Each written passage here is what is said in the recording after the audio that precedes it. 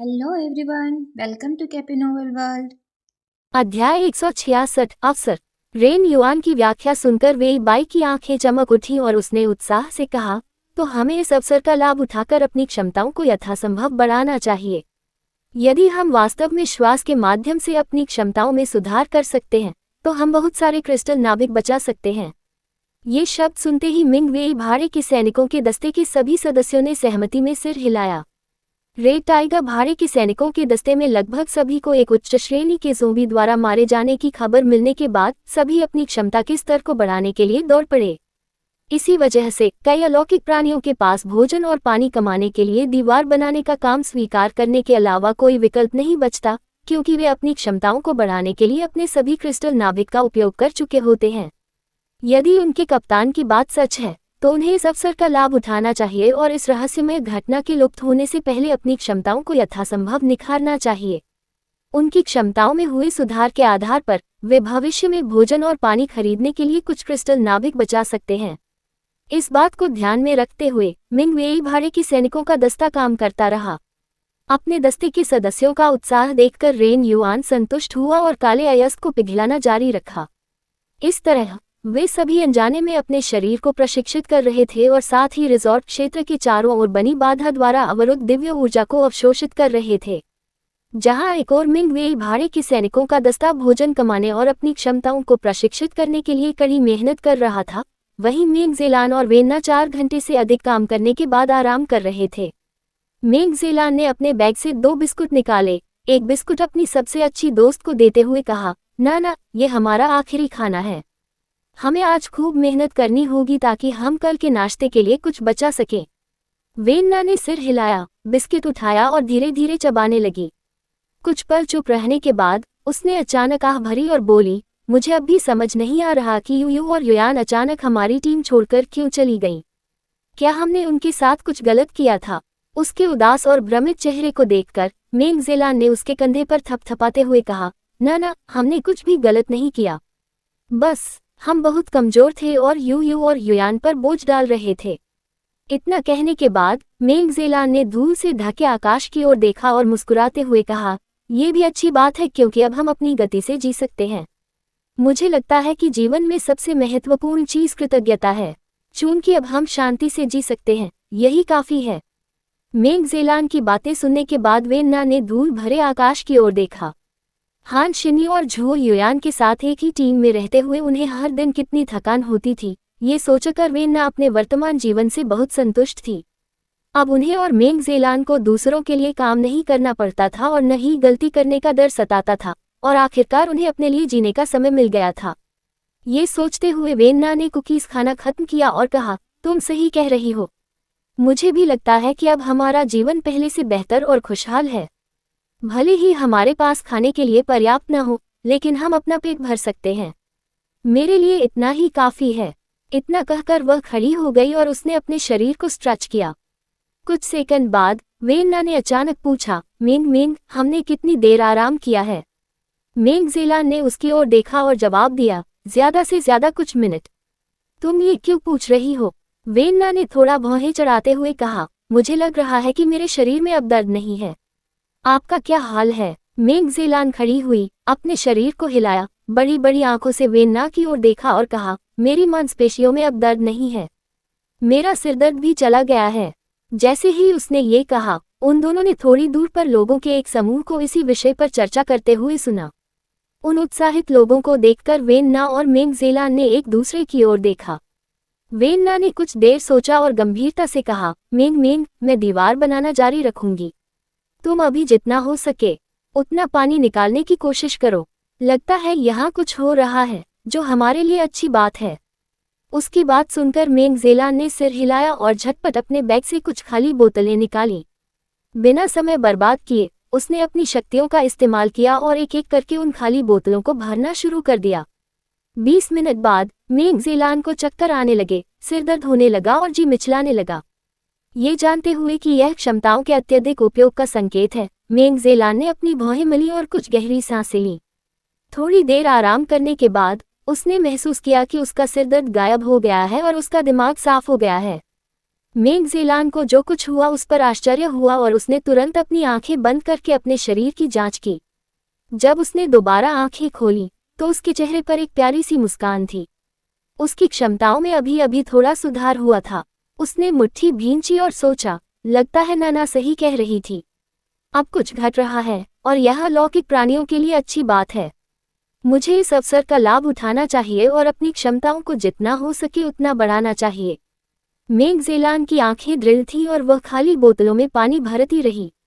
जब अलौकिक प्राणियों को एहसास होता है कि कुछ महत्वपूर्ण हो रहा है और यह उनके लिए फायदेमंद है, तो वे अपनी पूरी शक्ति से काम में जुट जाते हैं। इसी वजह से दीवारें बनाने और विकृत कीड़ों को हटाने का काम बहुत तेजी से आगे बढ़ रहा है। इसी बीच जी यांग और टैनवेई शामियाने के नीचे दोपहर का भोजन कर रहे थे। जब टैनवेई ने लू कियू की उंगलियों को थोड़ा हिलते हुए देखा तो उसने कहा, लगता है वह जाग गया है।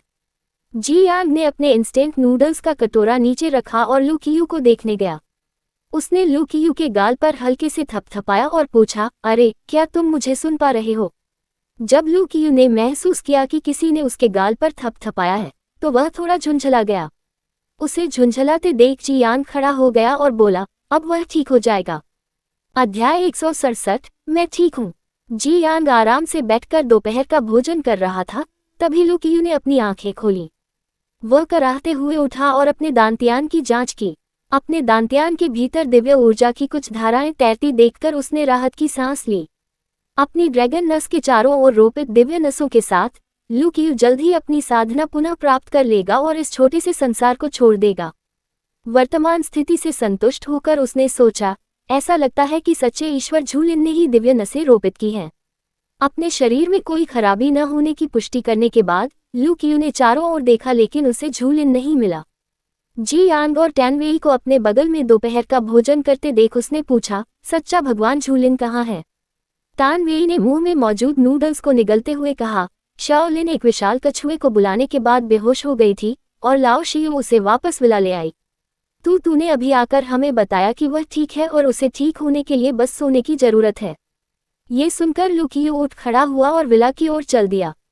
जी यांग ने उसकी पीठ की ओर देखते हुए कहा, अरे बेहतर होगा कि तुम शाओलिन को आराम करने दो। लाओ शियू उसकी देखभाल कर रहा है, इसलिए अब जाने से भी तुम्हारा कुछ नहीं होगा। उसकी बात सुनकर लू कियू ने जी यांग की ओर मुड़कर देखा तो पाया कि जी यांग उसे शांत भाव से देख रहा था। उसने देखा कि जी यांग अभी भी उसे देख रही है और उसने सोचा, चूंकि वह ठीक है, मुझे उसे परेशान नहीं करना चाहिए। फिलहाल उसके बहुत करीब न जाना ही बेहतर होगा। अगर स्वर्ग सम्राट को पता चल गया कि हमारे बीच अच्छे संबंध हैं, तो वह सच्चे देवदूत झूलिन के साथ मेरी सगाई तोड़ने से इनकार कर देंगे। ये परेशानी का सबब होगा। टैनवेई ने लू कियू को वहीं खड़े देखकर पूछा, क्या तुम्हें भूख नहीं लगी? अगर तुम चाहो तो हमारे पास अभी भी कुछ इंस्टेंट नूडल्स बचे हैं। हालांकि देवता होने के नाते लू कियू को कभी भूख नहीं लगती, फिर भी उसने टैनवेई के विनम्र निमंत्रण को ठुकराना अनुचित समझा। चाहे कुछ भी हो जाए, उन्हें कुछ समय साथ रहना ही था। टैनवेई और जी यांग के साथ अच्छे संबंध बनाने के उद्देश्य से लू कियू ने सिर हिलाकर कहा, जी हाँ। निमंत्रण के लिए धन्यवाद। तीनों के दोपहर का भोजन समाप्त करने के बाद जी यांग ने कटोरे वापस अपनी जगह पर रख दिए और कहा, मैं दीवार के निर्माण की प्रगति देखने जा रहा हूँ। मैं आप दोनों से बाद में मिलूंगा। जी यांग को जाते देख टैनवेई ने लू कियू की ओर देखकर कहा, भाई मैं भी गश्त पर जा रहा हूँ। मजदूरों ने बहुत सारे उत्परिवर्तित कीड़े पकड़े हैं और मुझे उन कीड़ों को जलाना होगा। इतना कहने के बाद टैनवेई खड़ी हो गई और बोली, चलिए बाद में साथ में खाना खाते हैं। जी यांग और टैनवेई के जाने के बाद लू कियू ने आह भरी और कहा, मनुष्यों के साथ तालमेल बिठाना आसान नहीं है। इन्हें इतना अशुद्ध भोजन खाना क्यों पसंद है? उफ, मुझे लगता है मैं अभी मर जाऊंगी। ये शब्द बुदबुदाने के बाद लू कियू को पेट में अजीब सी बेचैनी महसूस हुई। एक ड्रैगन होने के नाते वह इंसानी खाना नहीं खा सकता। इसके अलावा उसने अभी जो इंस्टेंट नूडल्स खाए थे उनमें अशुद्धियों की मात्रा बहुत अधिक थी, जिससे उसे पेट में थोड़ी परेशानी हो रही थी। वह चंदवा के नीचे पालथी मारकर बैठ गया और आंखें बंद करके ध्यान लगाने लगा। जब दिव्य ऊर्जा उसके शरीर में 2 बार प्रवाहित हुई तो उसके पेट की बेचैनी आखिरकार गायब हो गई। उसे बहुत आराम महसूस हो रहा था और उसके होंठों के कोने हल्के से ऊपर उठे हुए थे। उसी समय झूलिन बिस्तर पर लेटी हुई थी, उसकी पलकें हल्की हल्की कांप रही थीं।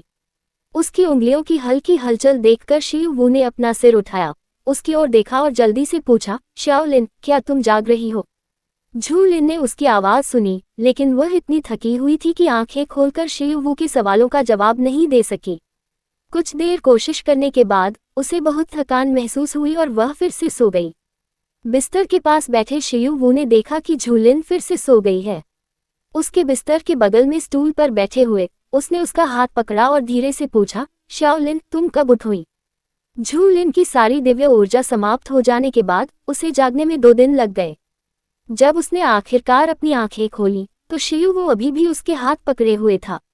उसे आंखें खोलते देख उसने पूछा, शाओलिन, क्या तुम मुझे सुन पा रही हो? तुम्हें कैसा लग रहा है? क्या तुम्हें कहीं कोई तकलीफ तो नहीं हो रही? झू लिन ने धीरे से आह भरी और शियू वू की ओर मुड़ी। जब उसकी नज़र शियू वू के थके हुए चेहरे और आंखों के नीचे काले घेरों पर पड़ी तो उसने हाथ बढ़ाकर उसका चेहरा छुआ और कर्कश आवाज में पूछा, क्या हुआ? क्या तुमने ठीक से आराम नहीं किया? उसकी कर्कश आवाज सुनकर शियू वू खड़ी हो गई और उसे एक गिलास पानी देते हुए बोली, मैं ठीक हूँ। पानी का गिलास लेकर बिस्तर पर लौटते हुए वह बिस्तर के किनारे बैठ गया और फिर झू लिन को बैठने में मदद की। उसे अपने ऊपर सहारा देते हुए शियू वू ने धीरे से उसे गर्म पानी पिलाया। पानी पीने के बाद झू लिन को काफी अच्छा लगा। उसने शियू वू को देखकर मुस्कुराया और फिर शियू वू ने पानी का गिलास बेडसाइड टेबल पर रख दिया। उसने फर्श से छत तक फैली कांच की खिड़की से बाहर देखा और उसे भोर का आकाश दिखाई दिया।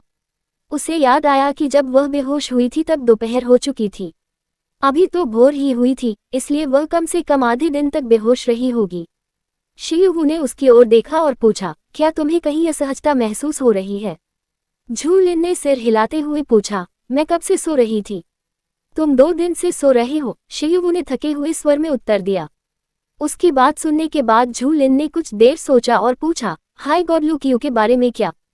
जब शियू वू ने उसका सवाल सुना तो उसने चिढ़कर कहा, वह स्वस्थ है और अब लाओ यांग और शियाओ वेई को दीवार बनाने में मदद कर रहा है। उसकी चिंता करने के बजाय तुम्हें अपनी चिंता करनी चाहिए। अध्याय 168, मैं वही हूँ। झू लिन ने शियू वू के चेहरे के भाव देखकर समझ लिया कि वह नाखुश है। उसने कुछ देर सोचा, फिर हाथ बढ़ाकर उनके हाथ पकड़े और धीरे से बोली, माफ कीजिए बड़े भाई वू, मुझे आपको परेशान नहीं करना चाहिए था। जैसे ही उसने बोलना समाप्त किया शियू वू ने आश्चर्य से उसकी ओर देखा और पूछा, तुमने अभी मुझे क्या कहा? बड़े भाई वू, उसने शर्माते हुए कहा। उसके शर्माते हुए चेहरे को देखकर शियू वू बहुत खुश हुआ। उसने उसे कसकर गले लगाया, अपना सिर झुकाया, उसके गाल पर चुंबन किया और कहा, मैं यहाँ हूँ। जब झू लिन ने उसे गले लगाया और चूमा तो वह थोड़ी शर्मा गई, लेकिन साथ ही बहुत खुश भी थी। वह हमेशा सोचती थी कि देवी होने के नाते उसे अपनी सारी भावनाओं को दबा देना चाहिए, लेकिन खुशी का अनुभव करने के बाद ही उसे समझ आया कि हर चीज का कोई न कोई उद्देश्य होता है। चूंकि उसके मन में शियू वू के लिए भावनाएं जागृत हो गई हैं, इसलिए उसकी इन भावनाओं का कोई न कोई उद्देश्य जरूर होगा। हालांकि वह भविष्य में इन भावनाओं और यादों को भुला देगी, फिर भी वह अपनी वर्तमान खुशी को यथासंभव संजोना चाहती है। ये सोचकर झू लिन ने अपना सिर थोड़ा सा घुमाया और शियू वू के गाल पर फिर से चुंबन किया। जब उसके कोमल नम होंठ शियू वू के गाल से छुए तो शियू वू के शरीर ने तुरंत प्रतिक्रिया दी। उसने कुछ देर तक उसकी ओर देखा और फुसफुसाते हुए कहा, शाओलिन, मैं तुमसे प्यार करता हूँ। क्या तुम भी मुझसे प्यार करती हो? उसका सवाल सुनकर झू लिन फिर से शर्मा गई। उसने सिर हिलाया और पाया कि शियू वू की आंखों की चमक और खुशी गायब हो गई थी। उसने फिर से उसके गाल पर चुंबन किया और फुसफुसाते हुए कहा, मैं अभी तुमसे प्यार नहीं करती, लेकिन अब मैं तुम्हें पसंद करती हूँ। उसकी बातें सुनकर शियू वू की आंखें चमक उठी। उसने मुस्कुराते हुए कहा, चूंकि तुमने मुझे चूमा है और कहा है कि तुम मुझे पसंद करती हो, इसलिए तुम्हें किसी और पुरुष को पसंद करने की इजाजत नहीं है। अब से तुम सिर्फ मुझे ही पसंद कर सकती हो। ये कहने के बाद उसने कुछ देर सोचा और फिर कहा, नहीं, तुम दूसरे पुरुषों से प्यार नहीं कर सकती। अब से तुम सिर्फ मुझसे प्यार कर सकती हो। झू लिन कुछ बोल पाती तभी दरवाजा खुल गया। जब उसने दरवाजे की तरफ देखा तो तूतू बच्चों के साथ अंदर भागती हुई आई। कुछ ही पलों में विशाल शयनकक्ष अचानक 30 से अधिक बच्चों और एक छोटे सफेद खरगोश के अंदर आने से तंग हो गया। तू ने उसके गालों को गले लगाया और प्यार से उसके गालों को सहलाते हुए कहा, मालिक, आप आखिरकार जाग गए। झू लिन ने तू के मुलायम फर पर हाथ फेरते हुए कहा, तुम्हें परेशान करने के लिए मुझे खेद है। माफी मांगने के बाद उसने बच्चों की तरफ देखा और पाया कि वे उसे चिंता भरी निगाहों से देख रहे थे। उसने मुस्कुराते हुए कहा, मैं अब ठीक हूँ। मेरे बारे में चिंता करने के लिए धन्यवाद। ये सुनकर कि वह ठीक है, बच्चे मुस्कुराए और कमरे से चले गए। बच्चों के जाने के बाद लुकियो अंदर आई। वह बिस्तर के पास गया और बोला, सच्चे भगवान झूलिन, मुझे बचाने के लिए धन्यवाद। इन 2 दिनों में मैंने थोड़ी दिव्य शक्ति अर्जित कर ली है। क्या अब आप मेरे साथ द्वैत साधना करना चाहेंगे? ये शब्द सुनते ही शियुवू का चेहरा उतर गया। हालांकि वह कोई साधक नहीं है, लेकिन उसने पहले कुछ काल्पनिक उपन्यास पढ़े हैं और जानता है कि द्वैत साधना करना प्रेम करने के समान है। उसने झूलिन की ओर देखा और पूछा, शाओलिन, क्या तुम उसके साथ द्वैत साधना का अभ्यास करना चाहती हो? झूलिन ने महसूस किया कि रिजॉर्ट के चारों ओर दिव्य ऊर्जा बहुत सघन है और अब लुकियो से दिव्य ऊर्जा प्राप्त करने की कोई आवश्यकता नहीं है, इसलिए उसने सिर हिलाकर कहा, मुझे अब उच्च देव लुकियो के साथ द्वैत साधना करने की कोई आवश्यकता नहीं है। चूंकि इस क्षेत्र में दिव्य ऊर्जा इतनी सघन है, मैं सामान्य रूप से साधना कर सकती हूँ। जैसे ही उसने बोलना समाप्त किया, कमरे का तापमान कुछ डिग्री गिर गया। झूलिन को लगा कि कुछ गड़बड़ है, इसलिए उसने ऊपर देखा और पाया कि शियुवू इतनी जोर से दांत पीस रहा था मानो चूर चूर हो रहे हों। जैसे ही उसने असमंजस में उसकी ओर देखा, शियुवू ने झूलिन के शरीर को अपनी बाहों में कसकर पकड़ लिया और खतरनाक लहजे में पूछा, क्या तुमने पहले कभी उसके साथ द्वैत साधना का अभ्यास किया है? कब? झूलिन ने कुछ देर सोचा और फिर कहा, ये तब हुआ होगा जब मैं कुछ दिन पहले परम देवता लुकियो से मिली थी। उसका जवाब सुनकर शियुवू की आंखें गुस्से से लाल हो गईं और उसने पूछा, तुम दोनों मिलते ही उसके साथ ऐसा करने लगी? तुम्हारा उससे क्या रिश्ता है कि तुम उसके साथ द्वैत साधना करने को तैयार हो गई? झूलिन के जवाब देने से पहले ही लुकियो ने कहा, मैं उसका भावी दाव साथी हूँ। हमारे रिश्ते में द्वैत साधना करना हमारे लिए स्वाभाविक है। जैसे ही ये शब्द उसके मुंह से निकले, शियुवू का दिमाग सुन्न हो गया और उसके शरीर में मौजूद शैतानी ऊर्जा हिंसक रूप से बाहर निकल गई। सावधान रहो, लुकियो चिल्लाए और झूलिन को शियुवू की बाहों से खींचने की कोशिश की। धमाका, टक्कर। इससे पहले कि लुकियो उसे छू पाता, किसी ने उसकी छाती पर हथेली से वार किया और उसे दूर फेंक दिया। दीवार से टकराने के बाद लुकियो जमीन पर गिर पड़ा और उसने मुंह भर खून उगला। झूलिन इस अचानक बदलाव से बहुत हैरान थी। इससे पहले कि वह कुछ प्रतिक्रिया कर पाती, शियुवू ने उसकी थोड़ी पकड़ी और उसका सिर ऊपर उठा लिया।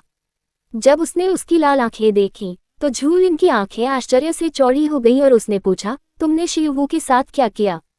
शैतान देवता ने उसका सवाल सुना और उपहास उड़ाते हुए कहा, लिना, मुझे लगता है तुम्हारा सवाल बहुत दिलचस्प है। झूलिन ने उसकी लाल आंखों में देखते हुए पूछा, तुम्हारा क्या मतलब है? शैतान देवता ने अपना सिर झुकाया और उसके कान में फुसफुसाया, शियुवू मेरा असली नाम है। अराजकता काल से लेकर अब तक केवल एक ही शियुवू रही है। उसकी बातें सुनकर झूलिन ने सिर हिलाकर कहा, नहीं, तुमने मुझसे झूठ बोला। तुम शियुवू नहीं हो।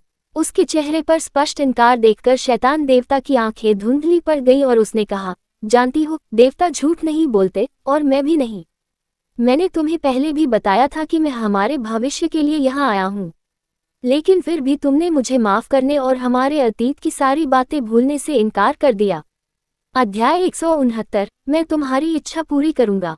इतना कहकर दानव देवता ने लुकियो की ओर देखा, जो अभी भी जमीन पर कमजोरी से पड़ा हुआ था, और कहा, मैंने तुम्हें मेरी पत्नी से दूर रहने की चेतावनी दी थी।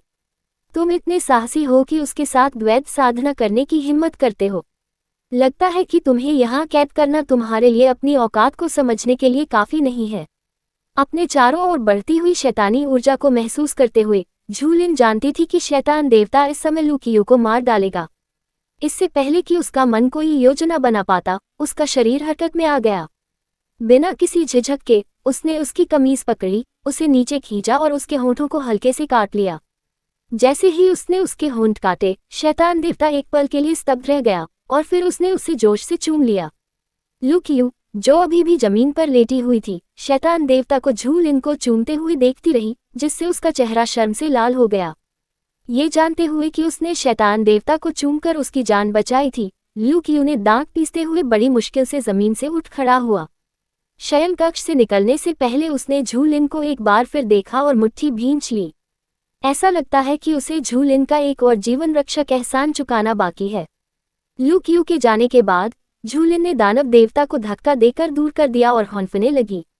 दानव देवता ने अपने होंठ चाटे और पूछा, लिन प्र, क्या तुम उसे इतना पसंद करती हो कि मुझे चूमने के लिए खुद को भी कुर्बान कर देती हो? उसका सवाल सुनकर झूलिन ने पीछे मुड़कर उसे देखा तो उसकी आंखों में उदासी और दर्द साफ दिखाई दिया। उसने सिर हिलाकर कहा, मैंने उसके लिए खुद को कुर्बान नहीं किया। शैतान देवता ने उपहास उड़ाते हुए कहा, लेकिन तुमने उसे बचाने के लिए मुझे चूमा था। झूलिन झूठ नहीं बोल सकती थी, इसलिए उसने नजरें फेर ली और जवाब देने से इनकार कर दिया। उसके इनकार से ही शैतान देवता को जवाब का पता चल गया, इसलिए उसने उसे अपनी ओर देखने के लिए मजबूर किया और कहा, लिन र, मुझे बड़े भाई वो कहकर पुकारो और मैं उस बदबूदार अजगर को जाने दूंगा। जब झूलिन ने उसका अनुरोध सुना तो उसने आश्चर्य से उसकी ओर देखा और कहा, तुम शिवू नहीं हो। उसकी बातें सुनकर शैतान देवता क्रोधित और निराश हो गया। उसने उसके कंधे पकड़कर कहा, वह मैं हूं और मैं ही वह हूं। मैंने तुमसे कहा था मेरा असली नाम शिवू है। तुम मुझ पर विश्वास क्यों नहीं करती? क्यों? अपनी शिकायत बताने से पहले ही उसने अपना सिर पकड़ लिया और दर्द से कराह उठा। उसका पीला चेहरा देखकर झूलिन दंग रह गई। वह सर्वशक्तिमान शैतान देवता है। जहां तक उसे पता था, उसने अपने पूरे जीवन में कभी दर्द महसूस नहीं किया और न ही कभी कमजोरी दिखाई। लेकिन इस समय वह इतने दर्द में था कि बोल भी नहीं पा रहा था। वह केवल कराह रहा था और अपने हाथों को तब तक भींच रहा था जब तक कि उनसे खून न निकलने लगे। होश में आने के बाद झूलिन ने तुरंत बर्फ के फूल वाले पेंडेंट से एक छोटी सी जैद की बोतल निकाली। उसने बोतल से एक गोली निकाली और उसे शैतान देवता को खिलाना चाहा, लेकिन शैतान ने उसे धक्का देकर दूर कर दिया। झूलिन बिस्तर पर गिर पड़ी और हैरानी से उसकी ओर देखने लगी। ये पहली बार था जब उसने उसे दूर धकेला था। दर्द सहते हुए शैतान देवता ने अपनी प्रिय पत्नी पर तिरस्कार भरी मुस्कान बिखेरी, दांत पीसते हुए कहा, चूंकि तुम मुझसे इतनी नफरत करती हो तो मैं तुम्हारी इच्छा पूरी कर दूंगा। नहीं, मत जाओ। इससे पहले कि वह कुछ समझा पाती, शैतान देवता गायब हो गया। शिवू के शरीर को बिस्तर पर बेजान पड़ा देखकर झूलिन को ऐसा लगा मानो उसका शरीर फिर से बर्फीले सागर में डूब गया हो। अगले ही पल उसे होश आया और वह शिवू की हालत देखने के लिए दौड़ पड़ी। उसने अपनी उंगलियां उसकी कलाई पर रखी और पाया कि उसका शरीर ठीक है। साधारण जांच के बाद उसने उसके शरीर को हिलाया और घबरा कर पुकारा, शैतान भगवान, जाग जाओ। अरे, जाग जाओ, पहले मुझे समझाने दो, निर्लज बूढ़े, जाग जाओ। उफ। काफी देर बाद हल्की सी कराहने की आवाज सुनकर झूलिन ने तुरंत पूछा, क्या तुम ठीक हो? क्या तुम्हें कहीं कोई तकलीफ तो नहीं हो रही? जब शिवू जागा तो उसने झूलिन को रोते हुए और चिंता से उसकी ओर देखते हुए देखा। पूरे शरीर में दर्द होने के बावजूद उसने अपना अंगूठा बढ़ाकर धीरे से उसके आंसू पोंछे। शिवू की उम्मीदों के विपरीत झूलिन ने उसकी आंखों में देखते ही फूट फूट कर रोना शुरू कर दिया। शिवू उसकी अचानक रोने की आवाज से चौंक गया। वह बिस्तर से उठा और घबरा कर पूछा, शाओलिन, क्या हुआ? तुम क्यों रो रही हो?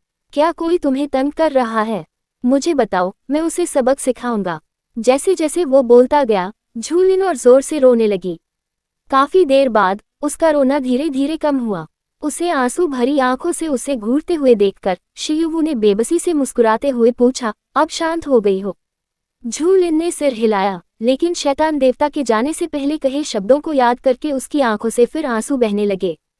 उसने अपने हाथों से अपना चेहरा ढक लिया और सिसकियां लेने लगी।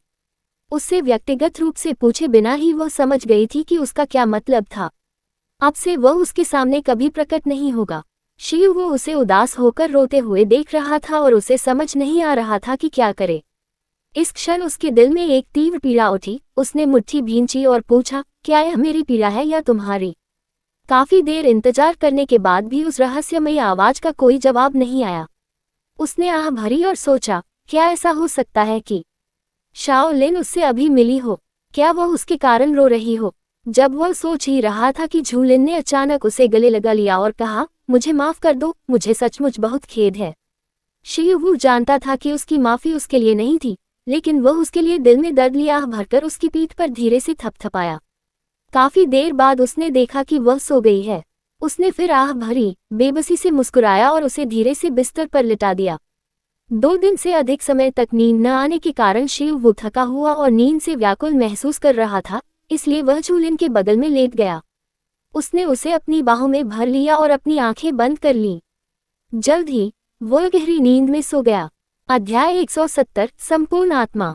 कुछ सेकंड बाद शिवू ने अपनी आंखें खोली और लाल आंखों से छत को घूरने लगा। शैतान देवता ने अपनी प्रिय पत्नी को गले लगाया और धीरे से कहा, मैं वादा करता हूँ कि मैं तुम्हारे सामने फिर कभी प्रकट नहीं होऊंगा, लेकिन कृपया बस इस बार मुझे तुम्हें आखिरी बार गले लगाने दो। अब से केवल वही होगा, मैं नहीं। कुछ मिनट बाद शैतान देवता ने झूलिन को धीरे से चूमा और कहा, अलविदा मेरी पत्नी। आंखें बंद करते ही शैतान देवता की अंतिम चेतना धीरे धीरे शिवू की आत्मा में विलीन हो गई, जिससे एक पूर्ण आत्मा का निर्माण हुआ।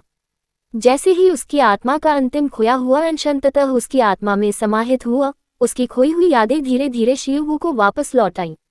शिवू की याददाश्त वापस आ गई, लेकिन झूलिन की याददाश्त पर लगी मुहर धीरे धीरे ढीली पड़ने लगी।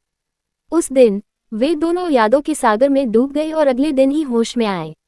अगली सुबह शिवू तेज सिरदर्द के साथ उठा। उसने कराहते हुए अपनी भौहें मली और फिर आंखें खोली। अनगिनत यादें उसके दिमाग में कौंध गईं और वह छत को घूरने लगा। कुछ मिनट बाद शिवू बिस्तर से उठा और फर्श से छत तक फैली कांच की खिड़की की ओर चल पड़ा।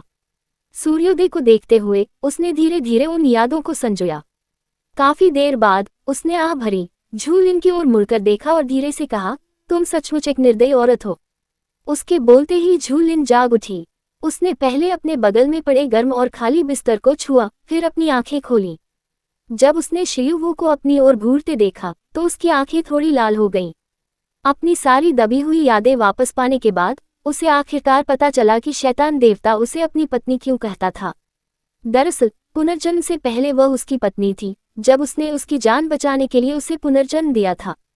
दुर्भाग्य से बहुत देर हो चुकी थी। उसका पति, जिसने उसके लिए इतना बलिदान दिया था, अब उसे छोड़कर जा चुका था। उसे नहीं पता था कि वह उसे फिर कभी देख पाएगी या नहीं। शिवू ने उसके उदास चेहरे को देखा, थोड़ी देर सोचा और पूछा, लिन शियाओलिन, क्या तुम्हें भूख लगी है? इस बात पर ध्यान न देते हुए कि उसने तुरंत उसे पुकारने का तरीका सुधार लिया, झूलिन ने हल्की सी मुस्कान के साथ कहा, तुम हमेशा मुझसे पूछते हो कि मुझे भूख लगी है या नहीं। शिवू ने अपनी भौहें थोड़ी ऊपर उठाई और मजाक में पूछा, क्या तुम्हें भूख नहीं लगी है? इससे पहले कि वह कुछ कह पाती, उसके पेट में गुड़गुड़ाहट हुई। झूलिन का चेहरा शर्म से लाल देखकर शिवू मुस्कुराया। वह दरवाजे की ओर बढ़ा और बोला, चलो चलते हैं, मुझे बाद में दीवार के निर्माण की प्रगति देखनी है। उसकी पीठ को देखते हुए झूलिन ने आह भरी और मन ही मन सोचा, लगता है शैतान देवता सचमुच गायब हो गया है। उसके नियंत्रण से मुक्त होकर शिवू अब सामान्य स्थिति में लौट आया होगा। उसने शिवू की ओर देखा जो उसका इंतजार किए बिना ही नीचे चली गई थी, और मुस्कुराई। कुछ देर बाद वह बिस्तर से उठी और सोचने लगी, ये भी बुरा नहीं है। मुझे बस अपनी साधना पर ध्यान केंद्रित करना है और जल्द से जल्द 6 लोकों में लौटने का प्रयास करना है। यही सबसे अच्छा है कि ऐसी त्रासदी दोबारा न हो। जब तक मैं और वह अपने उचित स्थान पर बने रहेंगे, ऐसी त्रासदी कभी नहीं होगी। ये सोचकर झूलिन शांत भाव से भोजन कक्ष की ओर चल पड़ी। उसे नहीं पता कि शिवू इस समय नश्वर शिवू नहीं, बल्कि असली दानव देवता है।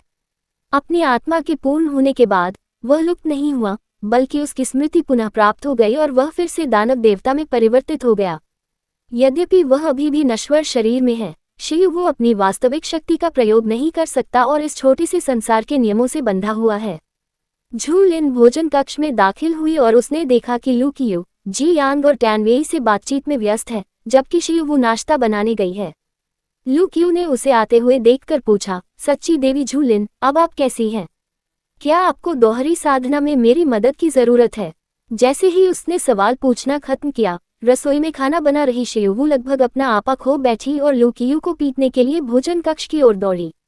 झूलिन ने लू कियू को देखकर हल्की सी मुस्कान बिखेरी, सिर हिलाया और कहा, मैं अब ठीक हूँ।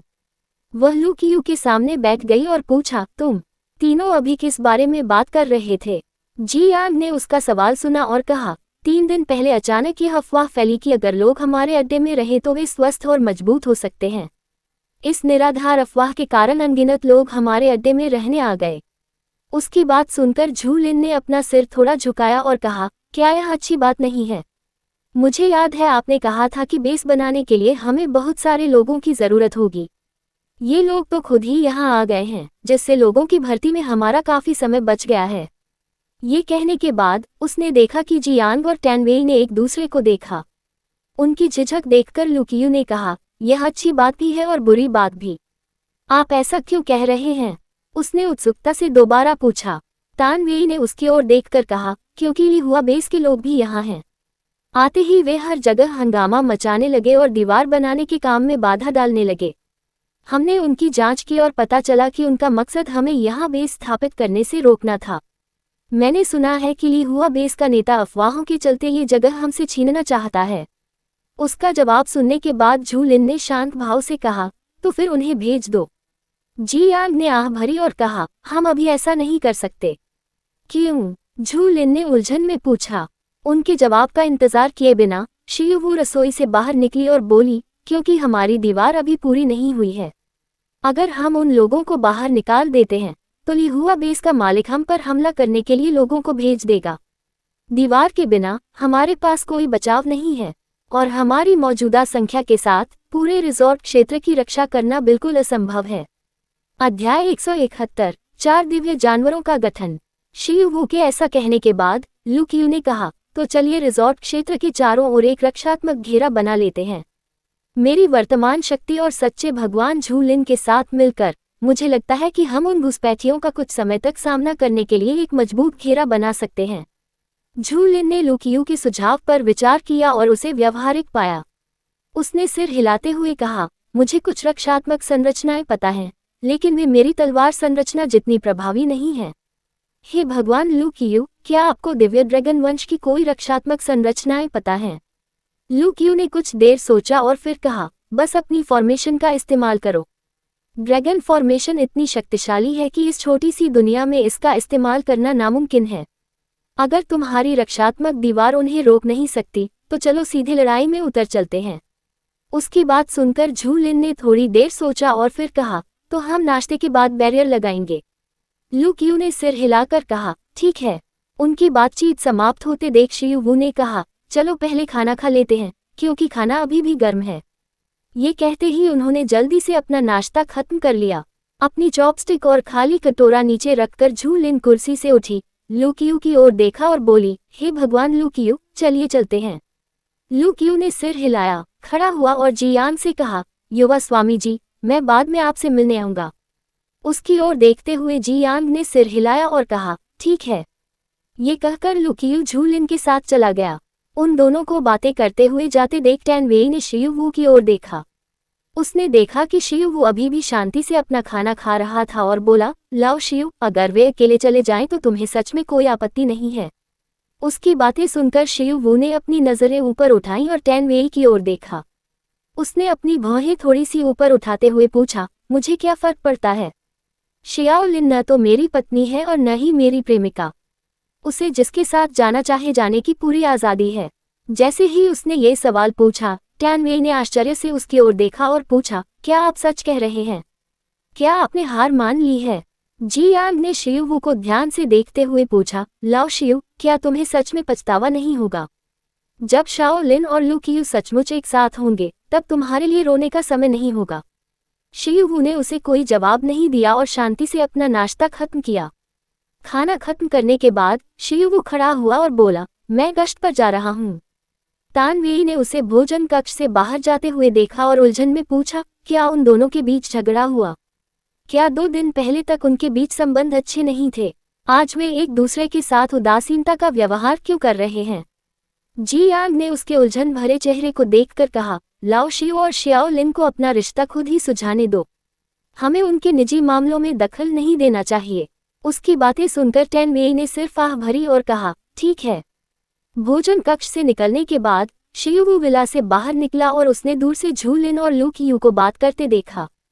उन दोनों को एक दूसरे के बहुत करीब खड़े देखकर उसने अपनी मुट्ठी भींच ली और ईर्ष्या को काबू में रखते हुए तेजी से वहां से चला गया। उसकी मौजूदगी को भांपते हुए झू लिन ने पीछे मुड़कर देखा तो शियुवू जल्दी से दूर जा रहा था। आज उसने उसके साथ जो ठंडा व्यवहार किया था उसे याद करके झू लिन ने आह भरी।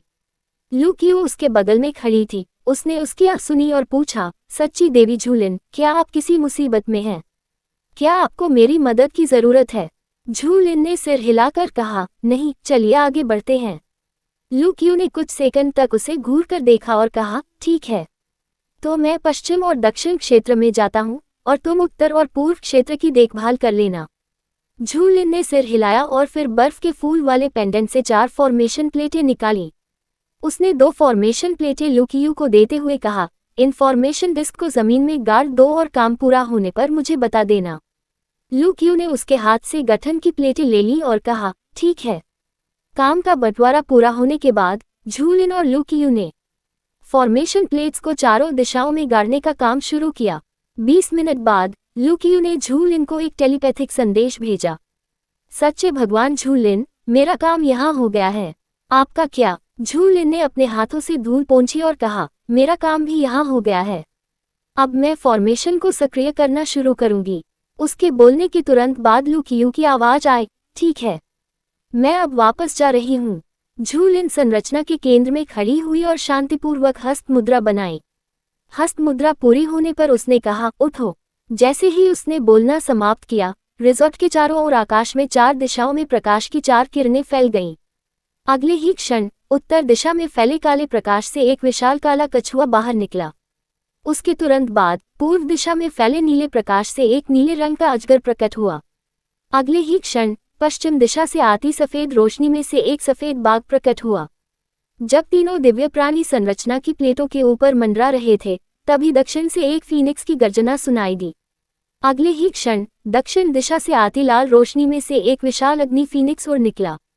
ये देखकर कि चारों दिव्य जानवर पहले से ही चारों गठन प्लेटों के ऊपर मंडरा रहे थे, झू लिन ने एक और हस्त मुद्रा बनाई। हस्त मुद्रा पूरी होने पर उसके पैरों के नीचे एक छोटा सा गठन प्रकट हुआ। अपने पैरों के नीचे के गठन से आ रहे तीव्र खिंचाव को महसूस करते हुए झू लिन ने लू क्यू को टेलीपैथी भेजी, सर्वोच्च देवता लू क्यू, क्या आप अभी आ सकते हैं? इस संरचना को सक्रिय करने से पहले इसे दिव्य ऊर्जा से भरना होगा। आ रहा है। अगले ही पल लू क्यू उसके बगल में प्रकट हुआ और उसने अपने माथे से उसके माथे को छुआ। जब उसका इंद्रधनुषी रंग का सींग चमक उठा तो उसके शरीर में मौजूद दिव्य ऊर्जा झू लिन के दांतियान की ओर उड़ गई, जबकि उनके नीचे का गठन झू लिन की दिव्य ऊर्जा को अवशोषित करता रहा। अध्याय 172 हमला। 10 मिनट बाद लू क्यू ने झू लिन की आंखों में देखा और पूछा, सच्चे भगवान झू लिन, क्या दिव्य ऊर्जा अभी भी पर्याप्त नहीं है? झू लिन ने उसकी ओर मुड़कर कहा, अभी नहीं, क्योंकि मैंने ही यह संरचना बनाई है, इसलिए इस बार बुलाए गए दिव्य जीव उनके प्रेत स्वरूपों के बजाय वास्तविक दिव्य जीव हैं। उसकी बातें सुनकर लू क्यू को लगा कि उसने उसे धोखा दिया है। उसने दांत पीसते हुए पूछा, तुम्हारा मतलब है तुमने इस छोटे से इलाके की रक्षा के लिए एक ही समय में 4 दिव्य प्राणियों को बुलाया? झू लिन एक पल के लिए चुप रही, फिर दूसरी ओर देखकर बोली, हाँ। उसका जवाब सुनकर लू क्यू अवाक रह गई। उद्धरण चिन्ह ... उद्धरण चिन्ह। ये देखकर कि वह बिना कुछ बोले बस उसे देखता रहा, झू लिन ने अजीब सी मुस्कान के साथ कहा, छोटी मोटी बातों की चिंता मत करो, अभी हमें चारों दिव्य प्राणियों को भोजन कराने और फॉर्मेशन को सक्रिय करने पर ध्यान देना चाहिए। उसकी टालमटोल भरी आंखों को देखकर लू क्यू एक बार फिर अवाक रह गया। उद्धरण चिन्ह ... उद्धरण चिन्ह।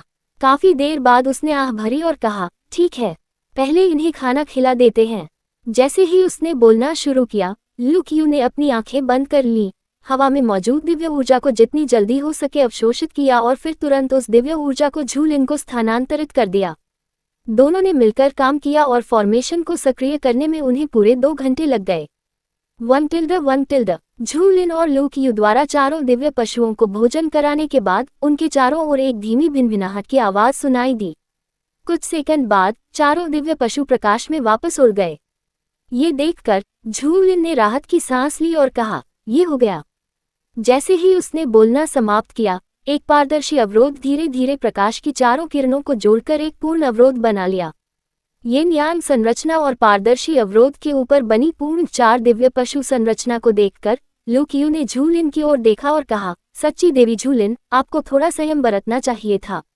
झू लिन ने उसकी ओर देखा, फिर रिजॉर्ट के चारों ओर बनी 3 स्तरीय संरचना पर नजर डाली, सिर हिलाया और कहा, याद दिलाने के लिए धन्यवाद।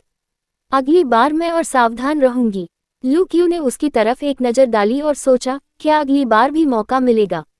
बैरियर लगाने के बाद वे दोनों विला की ओर वापस चल दिए। पहाड़ी तक पहुंचने से पहले ही रिजॉर्ट के आसपास एक जोरदार धमाका हुआ। धमाका। जैसे ही धमाके की आवाज आई, दीवार बना रहे आम लोग घबराकर भागने लगे। मेंग ज़ेलान और वेन्ना को उनके पास से भागते हुए देखकर झूलिन ने उन्हें रोका और पूछा, वेन्ना, क्या हुआ? ये देखकर कि वह वही है, वेन्ना ने झूलिन का हाथ पकड़ा और कहा, बड़ी बहन, जल्दी से भाग जाओ। ली हुआ बेस के उन लोगों ने अचानक हमला कर दिया है। उसकी बात सुनकर लू कियू ने पूछा, वे कहाँ हैं? मेंग ज़ेलान ने पश्चिमी दीवार की ओर इशारा करते हुए कहा, जब हम उस इलाके से निकले थे तब भी वे मजदूरों पर हमला कर रहे थे। कई आम लोग घायल हुए थे, लेकिन मिंग वेई भाड़े की सैनिकों की टुकड़ी ने अभी अभी उनसे मुकाबला किया है। बस मुझे मौजूदा स्थिति का पता नहीं है। उसका जवाब मिलने के बाद लू कियू ने सिर हिलाया, फिर झूलिन की ओर देखकर कहा, सच्ची देवी झूलिन, मैं पहले स्थिति का जायजा लेने जा रहा हूँ। आपको अभी वापस जाकर अपनी दिव्य ऊर्जा को पुनः प्राप्त करना चाहिए। इतना कहकर लू कियू वहां से गायब हो गया, जबकि मेंग ज़ेलान और वेन्ना आश्चर्य से हौंफने लगी।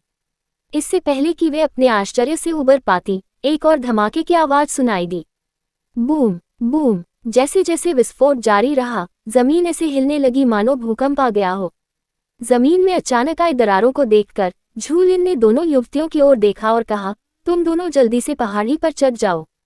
ये देखकर कि वह पश्चिमी दीवार की ओर जा रही है, मेंग ज़ेलान ने जल्दी से उसका हाथ पकड़ा और पूछा, बड़ी बहन, आप कहाँ जा रही हैं? झूलिन ने मेंग ज़ेलान के हाथों को हल्के से थपथपाते हुए कहा, मेरी चिंता मत करो। बेहतर होगा कि तुम जल्दी से इस जगह से निकल जाओ। इतना कहकर झूलिन पश्चिम की दीवार की ओर दौड़ी। जब वह वहां पहुंची तो दीवार कई जगहों से क्षतिग्रस्त हो चुकी थी और ली हुआ बेस के लोग अभी भी दीवार पर बेतहाशा हमला कर रहे थे। चारों ओर उड़ती रंगीन शक्तियों को देखकर झूलिन ने चारों ओर नजर घुमाए और पाया कि शियू वो एक ऐसे व्यक्ति से लड़ रहा था जो उसे जाना पहचाना लग रहा था। जब वह अभी भी आसपास का जायजा ले ही रही थी, तभी ज़ेगज़ेहाओ ने उसे दूर खड़ी देखा। शियू को अपने साथियों से निपटते देख ज़ेगज़ेहाओ ने ताना मारा और झूलिन की ओर दौड़ पड़ा। तेल रिफाइनरी में हुई अपमानजनक लड़ाई के बाद आखिरकार उसे वह फिर से मिल गई थी। इस बार उसे हर हाल में पाना था। ज़ेगज़ेहाओ चुपके से झूलिन के पीछे गया, अपनी शक्तियों का नियंत्रण किया और आग का एक लंबा और पतला धागा बनाया। अपनी शक्तियों पर सटीक नियंत्रण के साथ वह लक्ष्य को जलाए बिना आग के धागे को बहुत मजबूत बना सकता था। ज़ेगज़ेहाओ धैर्यपूर्वक अवसर की प्रतीक्षा कर रहा था। जब उसने झूलिन को शियू की ओर आते देखा तो उसने उस पर अग्नि धागा फेंक दिया। Swish tilde. जैसे ही अग्नि का धागा झूलिन के शरीर के चारों ओर लिपटा, ज़ेगज़ेहाओ ने उसे वापस खींच लिया। अग्नि के धागे से अपने शरीर को घसीटते हुए झूलिन शांति से मुड़ी और देखा कि ज़ेगज़ेहाओ उसे उत्तेजित होकर चिढ़ा रहा है।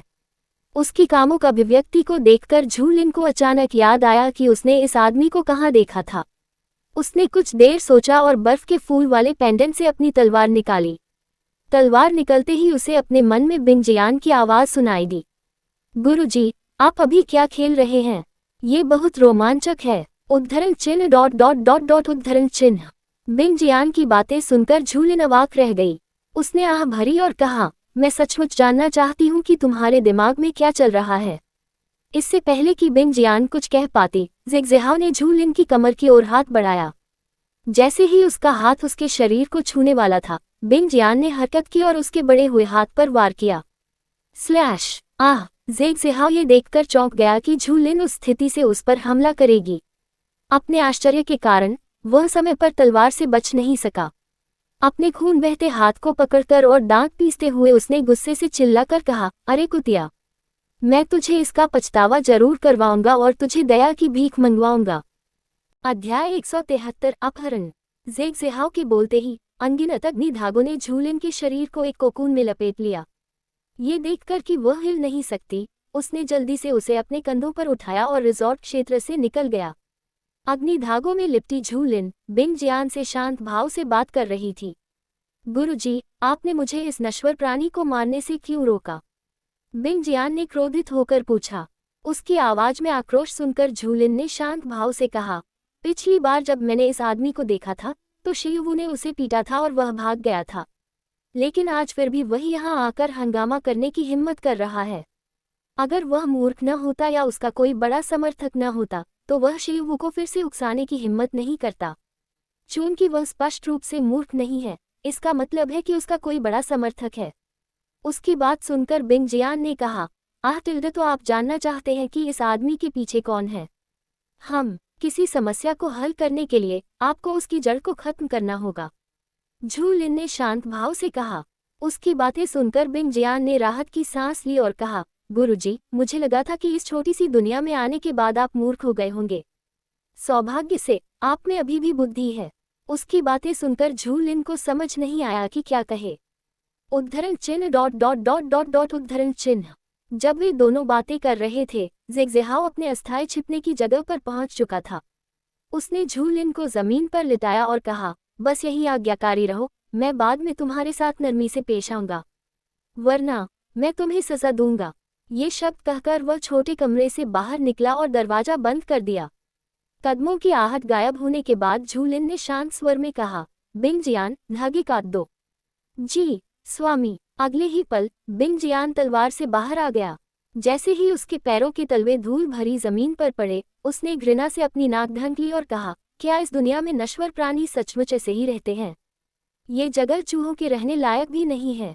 इतना कहने के बाद उसने अग्नि धागों से बना एक कोकून देखा और अपनी उंगलियों को हल्के से हिलाया। उसकी उंगलियों से निकली तलवार जैसी ऊर्जा ने आसानी से अग्नि धागों को काट दिया और फिर बिंग जियान झू लिन के बगल में बैठ गया और अग्नि धागों को हटाने में उसकी मदद की। जब झू लिन आखिरकार कोकून से बाहर निकली तो बिंग जियान ने ध्यान से उसके शरीर का निरीक्षण किया और कहा, सौभाग्य से उन अग्नि धागों ने तुम्हें चोट नहीं पहुंचाई, वरना मैं उस नश्वर प्राणी के 1000 टुकड़े कर देता। बिंग जियान के आक्रामक बोलने के तरीके से परिचित झू लिन ने बस गुनगुनाते हुए जवाब दिया और उठ खड़ी हुई। उसने छोटे से कमरे में चारों ओर देखा, लेकिन उसे कोई उपयोगी सुराग नहीं मिला। कुछ मिनट तक जांच करने के बाद वह छोटी खिड़की के पास गई। ये देखकर कि खिड़की बाहर से अवरुद्ध है, झू लिन ने कहा, ऐसा लगता है कि यह व्यक्ति काफी सतर्क है। ये देखकर कि उसका गुरु अभी भी अपहरणकर्ता की शांतिपूर्वक प्रशंसा कर सकता है, बिंग जियान ने अपनी आंखें घुमाई और पूछा, गुरुजी, क्या हमें बाहर जाकर देखना चाहिए कि हम अब कहाँ हैं? झू लिन ने अपनी तलवार की आत्मा की ओर मुड़कर देखा और कहा, अगर मैं बाहर जाकर देख भी लूं, तो भी मुझे नहीं पता कि हम कहाँ हैं। उसकी बात सुनकर बिंग जियान अवाक रह गया। उद्धरण चिन्ह dot dot dot dot dot उद्धरण चिन्ह। कुछ पल की चुप्पी के बाद उसने फिर पूछा, तो फिर तुम बाद में वापस कैसे जाओगे? झू लिन ने अंधेरे कमरे में चारों ओर देखा, फिर गंदे बिस्तर पर बैठ गई और शांत भाव से बोली, क्या हमारे पास अभी भी तूतू नहीं है? इस व्यक्ति के समर्थकों का पता लगाने के बाद हम तूतू से संपर्क कर सकते हैं और तूतू से हमें लेने के लिए कह सकते हैं। जैसे ही बिंग जियान ने उसकी बात सुनी, उसने तुरंत अपना सिर हिलाया और कहा, नहीं। अगर उस मरे हुए खरगोश को पता चल जाए कि मुझे उसकी मदद की जरूरत है, तो वह जरूर लंबे समय तक मेरा मजाक उड़ाएगा। मैं अपनी बेइज्जती नहीं कर सकता। उसकी बात सुनकर झू लिन ने आह भरी और कहा, मुझे समझ नहीं आता कि तुम दोनों में बिल्कुल भी तालमेल क्यों नहीं है। बिंग जियान ने नाक सिकोड़ते हुए कहा, गुरुजी, आपको उस मरे हुए खरगोश से पूछना चाहिए कि उसने अतीत में मेरे साथ क्या किया था। उसकी बातें सुनकर झू लिन थोड़ी उत्सुक हो गई, लेकिन इससे पहले कि वह कुछ पूछ पाती, बाहर से दरवाजा खुल गया। ज़ेगज़ेहाओ झू लिन को बिस्तर पर बैठे प्राचीन पोशाक पहने एक सुंदर व्यक्ति से शांत भाव से बात करते देख चौंक गया। कुछ पल के आश्चर्य के बाद ज़ेगज़ेहाओ को होश आया। वह बहुत गुस्से में था क्योंकि कोई उसकी प्रेमिका को उससे छीनने की कोशिश कर रहा था और चिल्लाया, तुम कौन हो? अंदर कैसे घुस आए? बिंग जियान ने उसके गुस्से वाले चेहरे को देखा, अपनी आंखें घुमाई और घृणा से कहा, मैं कौन हूँ, इससे तुम्हारा कोई लेना देना नहीं है। बिंग जियान के बोलते ही ज़ेगज़ेहाओ का गुस्सा और बढ़ गया। उसने दांत पीसते हुए कहा, मौत को दावत दे रहे हो? इतना कहने के बाद उसने अपनी शक्तियों पर नियंत्रण रखते हुए एक साथ 3 अग्निगोले दागे। मुट्ठी के आकार के उन 3 अग्निगोलों को अपनी ओर आते देख बिंग जियान ने व्यंग्य भरी मुस्कान के साथ आलस्य से हाथ हिलाया। Boom boom boom, pub future के विज्ञापन। धूल बैठने से पहले ही ज़ेगज़ेहाओ ने महसूस किया कि एक ठंडी ऊर्जा हवा को चीरती हुई उसकी ओर तेजी से बढ़ रही है। इस क्षण उसने सहज प्रतिक्रिया दी और तुरंत एक तरफ हट गया। Bang, crash. अभी अभी जहां वह खड़ा था, वहां एक बड़ा छेद देखकर ज़ेगज़ेहाओ की रीढ़ की हड्डी में सिहरन दौड़ गई। इससे पहले कि वह प्रतिक्रिया कर पाता, बिंग जियान की हथेली उसके सीने पर लग चुकी थी, जिससे वह उठकर दीवार से जा टकराया। बैंग, क्रैश, खांसी। जमीन पर गिरते हुए ज़ेगज़ेहाओ को लगा जैसे उसके शरीर पर किसी ट्रक ने टक्कर मार दी हो और उसके आंतरिक अंग अपनी जगह से हट गए हों। उसने अपने होठों के कोनों से खून पोंछा, अपना सिर उठाया और बिंग जियान को रुमाल से अपने हाथ पोंछते देखा। खांसी। बिंग जियान के सुंदर चेहरे पर स्पष्ट घृणा देखकर ज़ेग ज़िहाओ इतना क्रोधित हुआ कि उसने फिर से खून की उल्टी कर दी। ज़ेग ज़िहाओ ने दांत पीसते हुए जमीन से उठने का प्रयास किया। उसे अभी भी खड़ा देखकर झूलिन ने शांत भाव से पूछा, तुम्हारा गुरु कौन है? ज़ेग ज़िहाओ ने उसकी ओर देखा और उलझन में पूछा, आखिर तुम किस बारे में बात कर रही हो? अध्याय 174, सांप को छेद से बाहर निकालना। जब झूलिन ने ज़ेग ज़िहाओ का सवाल सुना तो उसने उलझन में अपना सिर झुकाया और पूछा, तुम्हारे पीछे कौन है? ज़ेग ज़िहाओ को अभी भी उसका सवाल समझ नहीं आया और उसने कहा, मेरे पीछे कोई नहीं है। ये कहते ही उसे अचानक एहसास हुआ कि हालात उलट गए हैं। उसने दीवार पर मुक्का मारा और चिल्लाया, बकवास करना बंद करो। उसने बिंग जियान की ओर इशारा करते हुए पूछा, ये कौन है? यह अंदर कैसे आया? झू लिन ने बिंग जियान की ओर देखा, जो ज़ेग ज़िहाओ के बोलते समय घृणा से अपना मुंह ढक रहा था, और कहा, वह मेरी तलवार की आत्मा है। उसका जवाब सुनकर ज़ेग ज़िहाओ को लगा कि उसे सुनने में कुछ दिक्कत है। उसने अपना सिर हिलाया, कान साफ किए और फिर पूछा, तुमने क्या कहा? वह कौन है? दीवार से टकराने के बाद झू लिन को लगा कि उसके सिर में कुछ चोट आई है, इसलिए उसने धैर्यपूर्वक अपने शब्दों को दोहराया, वह मेरी तलवार की आत्मा है। जैसे ही उसने ये शब्द कहे, उस छोटे से अंधेरे कमरे में सन्नाटा छा गया। काफी देर की चुप्पी के बाद ज़ेग ज़िहाओ ने व्यंग्य करते हुए कहा, क्या तुम्हें लगता है कि मैं बेवकूफ हूँ? भला कौन यकीन करेगा? जैसे ही उसने बोलना समाप्त किया, ज़ेग ज़िहाओ ने झू लिन पर कई अग्निगोले दागे। इससे पहले कि अग्निगोले उसके वस्त्र के किनारे को छू पाते, बिंग जियान पलक झपकते ही उसके सामने प्रकट हो गया। उसने अपना हाथ उठाया और सभी अग्निगोलों को अपने हाथ में समा लिया। ज़ेग ज़िहाओ ये देखकर हैरान रह गया कि बिंग जियान ने उसके सारे अग्निगोले सोख लिए। जहां तक उसे पता था, कोई भी व्यक्ति दूसरे की शक्ति को सोख नहीं सकता था। अगर ऐसी शक्ति सचमुच मौजूद होती, तो सरकार और बड़े बड़े सैन्य अड्डे इस व्यक्ति को पाने के लिए होड़ लगा रहे होते। जैसे ही ज़ेग ज़िहाओ के दिमाग में तरह तरह के विचार आने लगे, झू लिन गंदे बिस्तर से उठ खड़ी हुई और बोली, चूंकि तुम्हारा कोई समर्थक नहीं है, तो तुम मूर्ख हो। उद्धरण चिन्ह ... उद्धरण चिन्ह। बिना किसी स्पष्ट कारण के उसके द्वारा डांटे जाने के बाद ज़ेग ज़िहाओ अवाक रह गया।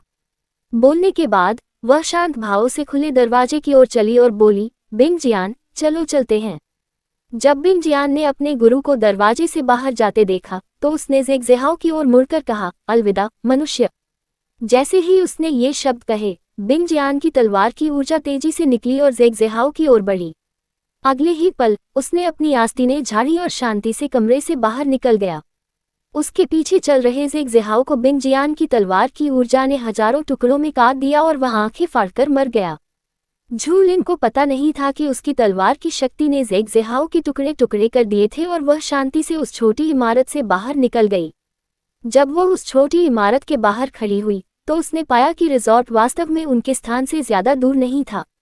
दूर से दिख रही 3 परतों वाली चट्टानों को देखते हुए उसने कहा, ऐसा लगता है कि हमें तू से हमें लेने के लिए कहने की जरूरत नहीं है। बिंग जियान इमारत से बाहर निकला और बोला, गुरुजी, कुछ लोग हमारा पीछा कर रहे हैं। आप उनके साथ क्या करना चाहते हैं? झू लिन ने उस दिशा की ओर देखा जहां वे लोग छिपे हुए थे। थोड़ी देर सोचने के बाद कहा, अब समय आ गया है कि सांप को बिल से बाहर निकाला जाए। इतना कहकर वह रिजॉर्ट से दूर दूसरी दिशा में चल पड़ी। बिंग जियान ने उसे धीरे धीरे चलते देखा तो समझ गया कि उसकी मालकिन उन लोगों को बाहर बुलाना चाहती है। चूंकि उसे ज़ेग ज़िहाओ से कोई जानकारी नहीं मिली, शायद वह पीछा करने वालों के इस समूह से कुछ जानकारी हासिल करना चाहती थी। जब दूसरी इमारत में छिपे लोगों ने झू लिन और बिंग जियान को जाते हुए देखा, तो उन्होंने एक दूसरे को इशारा किया और चुपके से झू लिन और बिंग जियान का पीछा करने लगे। 1 घंटे से अधिक समय तक उनका पीछा करने के बाद पीछा करने वालों में से एक को कुछ गड़बड़ महसूस हुई। उसने चारों ओर देखा और पूछा, बॉस, क्या आपको नहीं लगता कि यह सड़क जानी पहचानी है? जिस अधेड़ उम्र के व्यक्ति को वह युवक अपना बॉस कहता था, उसने उसकी ओर देखा और शांत भाव से कहा, ये सभी सड़कें एक जैसी हैं। मुझे कैसे पता चलेगा कि यह रास्ता कौन सा है? युवक ने अपना सिर खुजाया और परिचित सड़क को असमंजस में देखा। उसे यकीन था कि यही इस सिटी जाने का रास्ता है, लेकिन उसे समझ नहीं आ रहा था कि वह अपने बॉस को बताए या नहीं। जब युवक हिचकिचा रहा था, तभी बॉस ने अचानक कहा, 1 मिनट रुको। दूर से ही उस युवक ने अपने लक्ष्य को देखा और उस सुंदर व्यक्ति से कुछ देर बातचीत की, फिर अचानक दोनों अलग हो गए और बेहद तेज गति से भाग गए। उनके अचानक हिलने डुलने से बॉस चौंक गया और जल्दी से बोला, जल्दी करो, उसके पीछे जाओ। जब बाकी लोग झू लिन के पीछे पीछे चलने लगे तो वही युवक एक पल के लिए झिझका और फिर बिंग जियान के पीछे चल पड़ा। बिंग जियान ने निराशा में अपनी जीभ चटकाई जब उसने देखा कि उसके पीछे केवल एक ही पीछा करने वाला है।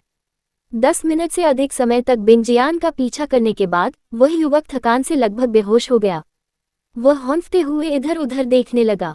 बिंग जियान का कोई सुराग न मिलने पर युवक ने बेदम होकर बड़बड़ाया, धिक्कार है, वह कहाँ है? उस युवक से कुछ ही दूरी पर स्थित इमारत की छत पर खड़े होकर बिंग जियान ने शांत भाव से अपने गुरु को टेलीपैथी के माध्यम से संदेश भेजा, गुरुजी, मैं अपने पीछे आने वाले व्यक्ति को छोटे से गांव तक ले आया हूँ। अब मुझे आगे क्या करना चाहिए? क्या मुझे उसे मार देना चाहिए? इस शहर के बाहरी इलाके में, झू लिन ने कहा, उसे वहीं छोड़ दो। तुम वापस यहाँ आना। मुझे लगता है कि इस शहर में बहुत सारे उच्च श्रेणी के ज़ॉम्बी हैं। हालात खतरनाक हो सकते हैं। हाँ स्वामी। बिंग जियान ने आदेश स्वीकार किया, छत से गायब हो गया और अपने असली शरीर में लौट आया। उसकी वापसी को भांपते हुए झू लिन दौड़ना बंद कर दिया। उसके पीछे पीछा करने वालों ने देखा कि वह अचानक दौड़ना बंद कर देती है। बॉस ने उपहास उड़ाते हुए पूछा, क्यों न तुम दौड़ते रहो, देखते हैं तुम कितनी देर तक दौड़ सकते हो। झू लिन ने उनकी ओर मुड़कर देखा और शांत भाव से पूछा, तुम्हें मेरे पीछे किसने भेजा है? अधेड़ उम्र के उस व्यक्ति ने मुस्कुराते हुए अश्लील लहजे में कहा, अगर तुम जवाब जानना चाहते हो तो हमारी अच्छी तरह सेवा करो। शायद जब मैं तुम्हारी सेवा से संतुष्ट हो जाऊंगा तब तुम्हें जवाब बता दूंगा। अध्याय 175 ली हाओझान। बोलने के बाद अधेड़ उम्र के व्यक्ति ने अपनी आंखों से अपने अधीनस्थों को इशारा किया। उसके संकेत पर पुरुषों ने उत्साह से अपने हाथ रगड़े और हंसे। उनकी कामुक अभिव्यक्तियों को देखकर झू लिन ने आह भरी और धीरे से बुदबुदाया, मनुष्यों को वास्तव में अपनी वासना को नियंत्रित करना सीखना चाहिए। जैसे ही उसने बोलना समाप्त किया, झू लिन गायब हो गई और आसपास चीख पुकार की आवाजें गूंज उठी, साथ ही खून की गंध भी फैल गई। आह, ओह, धड़ धड़ धड़। उनमें से ज्यादातर लोग दर्द से कराहते हुए जमीन पर गिर पड़े। अपने आदमियों को जमीन पर दर्द से लोटते और जख्मों से खून बहते देख अधेड़ उम्र का आदमी चौंक गया। उसे मिली जानकारी में यह जिक्र नहीं था कि उनका निशाना इतना ताकतवर है। उसने झू लिन को हैरानी से देखा और कहा, तुम्हारे पास सिर्फ 2 क्षमताएं नहीं हैं, तुम्हारे पास वास्तव में 3 क्षमताएं हैं। झू लिन ने अधेड़ उम्र के व्यक्ति की ओर देखा और कहा, अगर तुम मुझे बताओगे कि मुझे मारने के लिए तुम्हें किसने पैसे दिए थे तो मैं तुम्हें जाने दूंगी। उसकी बातें सुनकर अधेड़ उम्र के व्यक्ति ने उपहास किया और मन ही मन सोचा, वह अकेली है जबकि हमारे पास 40 से अधिक लोग हैं। कुछ बुरा होने से पहले उसे जल्द से जल्द मार देना ही बेहतर होगा। उसके बाद मैं उसे मारकर उसकी लाश उस जगह बेचकर कुछ अतिरिक्त पैसे कमा सकता हूँ। इसी विचार के साथ अधेड़ उम्र के व्यक्ति ने अपने आदमियों को कार्रवाई का इशारा किया और कहा, उसे मार डालो। हालांकि उन पुरुषों को लगा कि झू लिन जैसी खूबसूरत महिला को मारना व्यर्थ होगा, लेकिन उनके पास आदेश का पालन करने के अलावा कोई विकल्प नहीं था। जैसे ही उन्होंने झू लिन को घेर लिया, उन्होंने अपनी शक्तियों से उस पर हमला कर दिया। अगले ही पल रंग बिरंगी शक्तियों की एक साथ उस पर वर्षा होने लगी। Swish tilde swish tilde swish tilde. आने वाले हमले को देखकर झू लिन वहीं शांत खड़ी रही। हमला होने से ठीक एक पल पहले वह वहां से हट गई। Boom boom boom. शक्तियों के विस्फोट के बाद चारों ओर धूल उड़ने लगी। धूल के कारण उनकी दृष्टि बाधित हो गई, जिससे अधेड़ उम्र के व्यक्ति और उसके साथियों को ये पता नहीं चल पाया कि झू लिन जीवित है या मृत। उनमें से एक व्यक्ति ने ऊपर देखा और झू लिन को अपनी तलवार पर खड़े होकर हवा में तैरते हुए देखकर आश्चर्यचकित रह गया। उसने हवा की ओर इशारा करते हुए चिल्लाकर कहा, ऊपर। वह ऊपर है। उस आदमी की आवाज सुनते ही वहां मौजूद सभी लोगों ने आसमान की ओर देखा। झू लिन को तलवार पर खड़े होकर परी की तरह हवा में तैरते हुए देखकर अधेड़ उम्र के व्यक्ति ने मन ही मन शाप दिया, धिक्कार है। क्या ये सच है? क्या उसके पास वायु तत्व की शक्तियां भी हैं? उसके पास वास्तव में कितनी शक्तियां हैं? उसकी बातें सुनकर बाकी सब लोग झू लिन को खौफ से देखने लगे। 2 से अधिक शक्तियों वाले व्यक्ति की हत्या करने की हिम्मत करना मौत को दावत देने के बराबर है। इतना ही नहीं, यह महिला वास्तव में 3 से अधिक शक्तियों वाली एक अलौकिक प्राणी है और उन्हें इस बात का जरा भी अंदाजा नहीं है कि उसके पास कितनी शक्तियां हैं। ये जानते हुए कि झूलिन को मारना असंभव था, उन लोगों ने घबराकर उस अधेड़ उम्र के व्यक्ति की ओर देखा और कहा, बॉस, यह मिशन एक जाल है। अधीनस्थों के मन में जो भी विचार आते हैं, वह अधेड़ उम्र का व्यक्ति भी स्वाभाविक रूप से वही सोच सकता है। ये सोचकर कि यह हत्या का मिशन एक जाल है, उसने दांत पीसते हुए गुस्से से कहा, बहुत खूब, बहुत खूब। चूंकि तुमने मेरे खिलाफ साजिश रचने की हिम्मत की है, तो मैं तुम्हें इसकी कीमत चुकाने पर मजबूर कर दूंगा, हुआंग येहान। ये कहने के बाद अधेड़ उम्र के व्यक्ति ने झूलिन की ओर एक बार फिर देखा और कहा, पीछे हटो। ये शब्द सुनते ही वे झट से भाग गए। अपनी तलवार पर खड़ी झूलिन शांति से उन्हें भागते हुए देखती रही। बिंग जियान कुछ पल चुप रहा और फिर पूछा, गुरुजी, आपने उन्हें जाने क्यों दिया? झूलिन नीचे कूदी और बोली, कम लोगों को मारना बेहतर है। वैसे भी मुझे पता चल गया है कि इस हत्या के पीछे कौन है और मैं कह सकती हूँ कि उन लोगों को भी हुआन येहान नाम के उस व्यक्ति ने धोखा दिया था। बिंग जियान ने उसकी बातें सुनकर नाक सिकुड़ी और बोलना बंद कर दिया। तलवार की आत्मा होने के नाते वह जितना अधिक मारता है और रक्त सोखता है, उतना ही शक्तिशाली होता जाता है। अफसोस की बात है कि उसका गुरु एक देवता है और उसे हत्या करना पसंद नहीं है। जमीन पर धीरे से उतरते हुए झूलिन ने बिंग जियान को वापस बर्फ के फूल वाले पेंडेंट में रख दिया। जब उसने ऊपर देखा तो उसे अपने सामने एक बेहद आकर्षक पुरुष खड़ा दिखाई दिया। उसकी लाल आंखें देखकर झूलिन की आंखों में हैरानी की चमक आ गई। जहां तक उसे पता था, केवल शैतानों की ही पुतलियां लाल होती हैं। उसे इस बात पर थोड़ी हैरानी भी हुई कि जब यह आदमी उसके सामने खड़ा हुआ तो उसने उसे देखा तक नहीं। इतना ही नहीं, जब उसने देखा कि वह एक प्रबल दैवीय ऊर्जा से घिरा हुआ है, तब भी उसे उस पर कोई दैवीय ऊर्जा महसूस नहीं हुई। उसकी यह अजीब स्थिति उन बच्चों से मिलती जुलती है जिन्हें उसने पहले गांव से बचाया था। झूलिन ने उस सुंदर व्यक्ति को काफी देर तक घूरते हुए पूछा, तुम कौन हो? मुझसे क्या चाहते हो? जैसे ही उसने बोलना समाप्त किया, उस सुंदर पुरुष की आंखें थोड़ी कांप उठी। उसके भावहीन चेहरे में हल्का सा बदलाव आया और झूलिन ने उसकी लाल आंखों में आश्चर्य देखा। बोलने से पहले उस पुरुष ने काफी देर तक चुप्पी साधे रखी और हिचकिचाते हुए अपने लाल होंठ खोले। तुम कौन हो? उसने अपनी आवाज में थोड़ी जिज्ञासा और आशा के साथ पूछा। उसकी उम्मीद भरी अभिव्यक्ति को देखते हुए झूलिन ने शांत भाव से कहा, मेरा नाम झूलिन है, मैं 6 लोगों का एक सच्चा देवता हूँ। तुम कौन हो? ये शब्द सुनते ही उस सुंदर पुरुष की आंखें चमक उठीं। उत्साह से उसका शरीर कांप उठा और वह एक कदम आगे बढ़ा। झूलिन को अपने से भयभीत न देखकर वह कुछ और कदम बढ़ा और झूलिन से मात्र 2 कदम दूर आकर रुक गया। वह उसे छूना चाहता था, लेकिन उसे डर था कि वह भाग जाएगी, इसलिए उसने अपना हाथ नीचे कर लिया। शांत होने के बाद उस आदमी ने कहा, मेरा नाम ली हाओजान है, मैं एक ज़ोंबी हूँ। झूलिन ने उसकी बातें सुनकर अपनी भौहें थोड़ी ऊपर उठाईं। उसकी शांत प्रतिक्रिया देखकर ली हाओजान ने अपना सिर थोड़ा झुकाया और पूछा, क्या तुम मुझसे डरती नहीं हो? मेरी स्टोरी सुनने के लिए आप सभी का धन्यवाद। अगर मेरी स्टोरी पसंद आती है तो मेरे चैनल को सब्सक्राइब करें।